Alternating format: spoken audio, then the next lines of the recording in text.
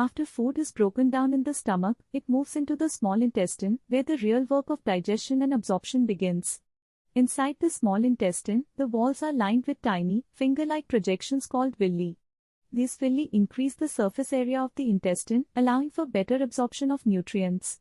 Each villus contains a network of blood vessels called capillaries and a lymphatic vessel called a lacteal. These vessels are responsible for transporting nutrients into the bloodstream. When we eat food, nutrients like carbohydrates, proteins, fats, vitamins, and minerals are broken down into smaller molecules. These molecules are then absorbed by the villi and enter the capillaries and lacteal. Once inside the capillaries and lacteal, the nutrients are carried away by the bloodstream to different parts of the body, where they are used for growth, repair, and energy. Thus, villi play a major role in our digestion.